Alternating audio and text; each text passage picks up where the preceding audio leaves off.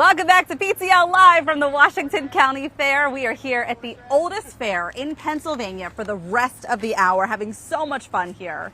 The energy is truly one of a kind. From the fields to the fairgrounds, there's an enduring passion for community spirit that's really uniting generations and sowing the seeds of tradition in every exhibit, every competition, every smile that you see around here, and there are a lot of smiles. And Mikey discovered this firsthand when she visited a local family farm that's become a staple here for decades. So the Iams are one of many families that help make the agricultural community of Washington County really such a special place. Their dedication to their legacy is one to be cherished. Take a look. We're Bill and Judy Iams. I'm the 6th generation here on the Iams farm. My name's Charity, and this is my husband Todd Richards, and I'm the 7th generation on the Iams farm.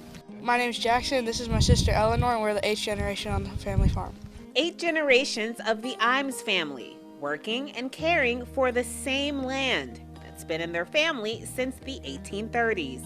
Fixing fence and moving the cattle from field to field and planting the corn, picking the corn. So there's always something to do here on the farm. I am never done. I always have a list of jobs way longer than I can get done.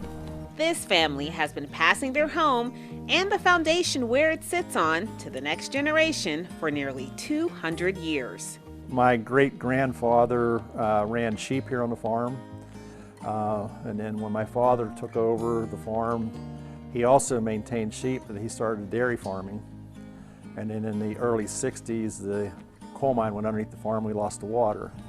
So without water, we couldn't run the dairy. So we sold the dairy cows and switched to beef cattle. So we've been beef cattle ever since the 1960s. Agriculture isn't just a job, it's a way of life, especially here in Washington County. My son-in-law and daughter check the calves 2 or 3 times a day, make sure everything's going well with that. The busiest time for us starts in May. We start planting crops, we start doing hay, and we do hay clear through until the end of September or early October. And then we start picking corn, get the corn picked. We raise all of our own corn to feed our cattle, so we're always doing something. Even the youngest, 5 and a half, last week she was washing tractors when they come in from harvest. And my grandson, 12, he helps drive tractors, he helps bale hay, he helps haul in hay. They work. They know how to work. I always have had a love for agriculture, and living here and being able to keep doing this is a great dream to have, and to be able to do and raise my kids in it is just amazing. So all of these signs are animals that we have taken to the fair that we exhibited from the time I started in 4-H. Oreo was my first steer. You want this over their ears and on their neck. 12-year-old Jackson is a member of 4-H, and this is the week he circles on the calendar.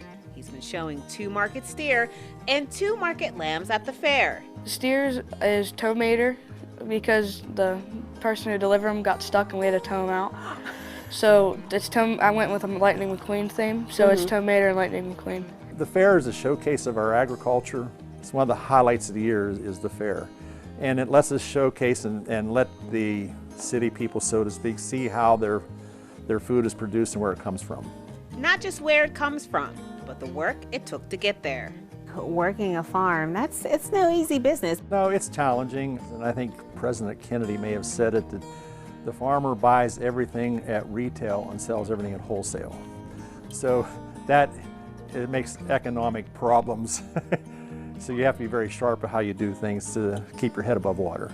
Growing up, when my friends got to go to football games, if we had hay that needed done or things that, farm life always came first. Now I completely understand that. You have to make hay while the sun shines, and that kind of goes with a lot of things in life. But it was great. I wouldn't trade it for anything. And that's the magic. Even with the long hours and hard work and often little pay, there's just something that draws them in.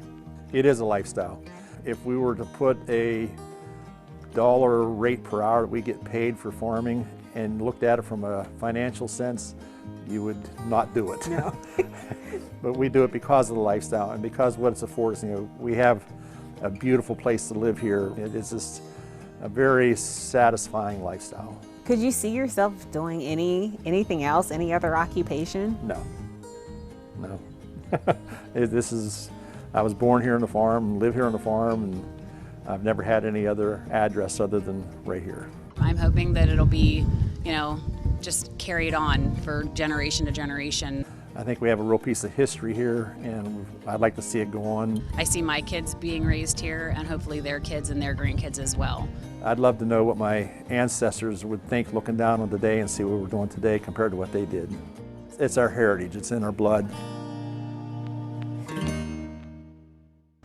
And that is what it's all about. The Iams are just one of many families that are helping highlight the region's agricultural heritage here at the Washington County Fair. In fact, 12-year-old Jackson is here at the fair right now because he is showing his steer tonight. Yeah, lambs tomorrow, steer tonight. We wish Jackson the very best. And what a fantastic story. To learn more about the countless ways local farmers are showcasing years of tradition here at the fairgrounds, just go to our website, PittsburghTodayLive.com.